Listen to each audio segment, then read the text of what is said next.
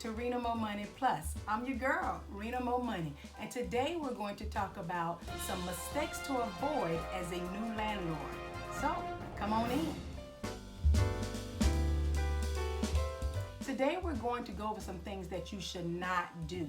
You are a landlord for a reason. You have decided to invest in properties for a reason, to make passive income. You want it to be an investment and you want to be a profitable landlord. Without further ado, let's jump right into it. The number one thing that I would say when you're talking to tenants, potential tenants, neighbors of your unit, always present yourself as the property manager, never the owner. Don't do that. Never the owner. You want to present yourself as the property manager. As the owner, you have the final say. As the owner, you can make a way. As the owner, you can negotiate. As the owner, you can not let them pay. As the owner, you have all this power. But as the property manager, you can stick to the rules, you can stick to the policy, you can stick to the lease. So number one, you're the property manager and not the owner. Number two, accepting referrals from a previous tenant that has been evicted. That's actually my own personal one. You may find some landlords that makes them know, never mind. Today I'm telling you about Rena MoMoney stuff and how to save you money. Getting money from the first person that has it. Accepting deposits from anyone and whoever. The first come, first serve rule. Leave that out. I've been in real estate since 2003 and I used to do that. Whoever had their deposit first, that's who's gonna get the place. I didn't do a background check. I didn't do an eviction check. I didn't do anything. I didn't even check if they had the money to pay the next following month. And that was a huge mistake I made because the only thing I was thinking about was getting that tenant in there so it can start making money. So on that note, you want to verify employment, you want to verify income, you need to verify their history of rental history. You need to verify those things. Set your own criteria, set your own requirements. I have some requirements that I have and I have in play, and I have advised my assistant, I've advised my property, I've advised everyone that's on my team. We don't deviate from the lease. We don't deviate from our policy. We don't deviate from our rules that's been in place because I've noticed that I became more profitable once I start putting these things in play. The third one is to tweak your lease a little bit. Most leases have notice to vacate 30 days. Notice to vacate 30 days. Change it to 60 days. That 60 days will give you more time. It will make sure that the tenant gives you enough notice so that you'll know what you need to do so you can start advertising or you know what you need to do. Also, if that tenant doesn't give that notice, then it affects their deposit. So that gives you some time. Instead of notice to vacate 30 days, change your lease to notice to vacate 60 days. So the tenant has to give you a 60-day notice instead of a 30-day notice. Now, if you're doing a month-to-month, then I understand. Okay, month-to-month is 30 days. A month-to-month lease is safe in certain situations, and you'll decide whether you use a month-to-month or a 1 year. Also, be careful in your state. So check the real estate laws in your state. In our state, we can do a month-to-month or we can do a 1 year lease. Check your month-to-month laws in your state. The next thing you don't want to do, you want to avoid, is allowing your tenants to mail in payments. Don't allow your tenants to mail in payments.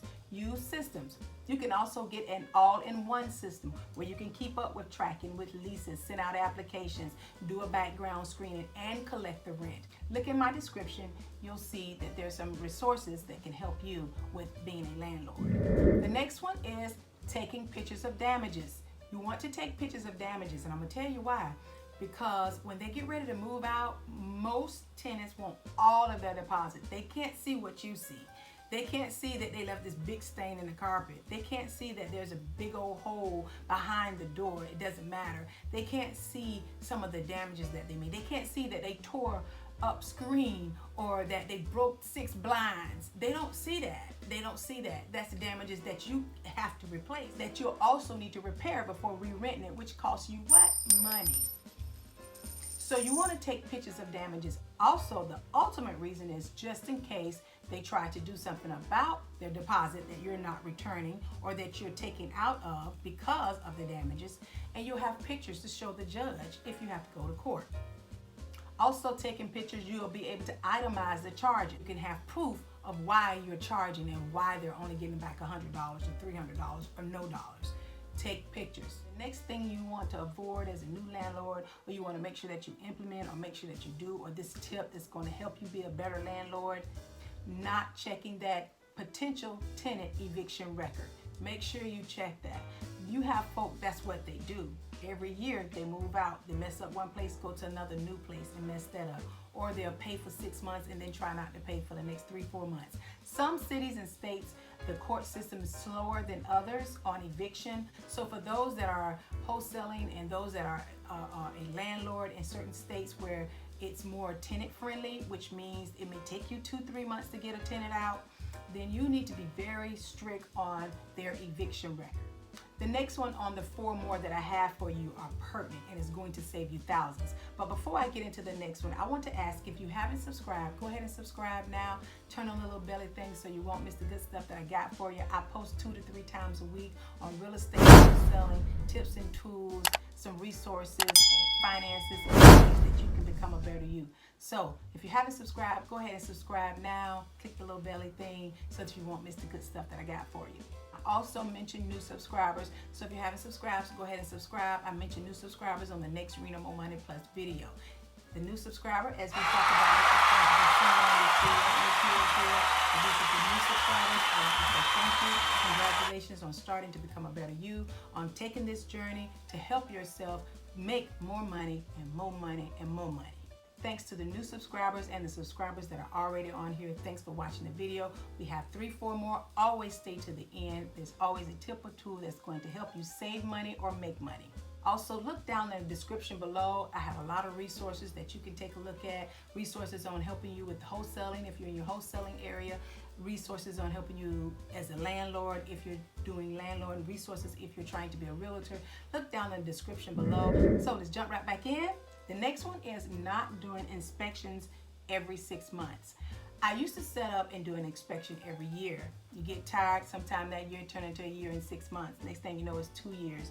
But make sure you do an inspection every 6 months. Find a way. If you don't conduct these inspections, it's going to cost you money. It's going to make you spend more money, and it's going to cut into your profits. Here's a nugget. Send out a letter. Tell them that an inspection is going to be happening on X date, X time, during X time, and you are going to be specifically looking for AC filter changes. You need to make sure that they're changing that AC filter every 6 months. Do an AC filter check. I'm gonna tell you a story. I had a tenant that for some reason, I don't know what the problem was, but he never cut the grass. So I would always get these letters from City Code about the weed, excessive weed, tall weeds, tall grass, and I would have to tell him, hey, you got a violation. I think he was waiting on the violation letter in order to cut the yard. But I had to tell him, I said, hey, you need to keep this cut. And he would always say my lawnmower is broke or some reason why he couldn't keep the yard cut. Well, one particular time, I didn't go by there. I didn't do anything. I didn't send anybody by, just nothing. And the grass was literally all the way up to the window and half of the window. I couldn't believe my eyes. So do inspections. That's incredibly important. So you'll be amazed at what's on the inside. If you see some stuff on the outside, you see a lot of clutter, they may be a hoarder, and you need to watch that, because hoarders can also damage the property. It damages the floors, it damages the walls, become mold or mildewy. So, you can't tell who's a hoarder at the beginning, and nothing against hoarders. It's just you want to protect your property as much as you can, and if you can get good tenants, that's always a plus in helping you be profitable. If they're a hoarder, they turn out to be a hoarder. There's some clean hoarders. I actually know a few clean hoarders. They have stuff stacked up. They have the cans all in one area here. They have goods all over here, and they're clean hoarders. But be mindful of your condition of the property. So inspect your property. The next mistake, or the next thing you want to avoid, is not going over the lease thoroughly. You want to go over the lease thoroughly, because if you start skipping, if you think only the payment is the most important, you'll find with that tenant, that's not going to be the problem. It's going to be another section in your lease that's going to be a problem. If you have a 10-page lease, then so be it. If you got a 10-paragraph lease, then so be it. You make sure you go over every section of that lease. Because as you go over that lease, you're setting and showing them that you have some expectations that they need to meet. Don't do this. Do not let the tenant make the repairs. If you let the tenant make repairs, you can set yourself up for a disaster. Look at one of my previous videos on being a profitable landlord, the secrets of being a profitable landlord. I kind of go into some more of the secrets of what you can do as a new landlord and being profitable, not just a landlord, but making sure that you make money. So look at one of my previous videos. I talk about secrets of a profitable landlord. Never do anything in lieu of your payment. And the last and final tip, the last and final thing is hiring the right property manager. You will scale up. You will start doing things to go to the next level. As a new landlord, you may be doing your own property management, which is fine. I did it for years. You definitely want to do that. Some investors recommend after the third one. Some recommend after the 13th. You'll know when it's the time. You'll know when it's time or it's overwhelming. You'll know when you're ready to spend money on that if you have your properties in order to do that. But keep in mind, even hiring a property manager, you're still going to be involved in a small sense. We'll make a video on that so that you can hire a property manager, know what to look for, know what not to do, what you should put on your contract with the property manager, what makes for a good property manager, all that good stuff, how you should pay, when you should not pay, stipulations you should have in there, how to make them accountable. Those things, we'll do a video on that. So again, continue to watch the Rena MoMoney Plus video channel. You are going to be filled with jam-packed information that's going to help you become a better investor, a better you. So again, all I ask is that you subscribe now, turn on the little belly thing so that you won't miss the good stuff that I got for you. Be ready to watch the next Rena MoMoney video. It's going to be jam-packed with tips and tools that's going to help you with this real estate. If you need extra help, look down in the description below. You can schedule a one-on-one coaching call with me, and I'll be able to help you out. Take care.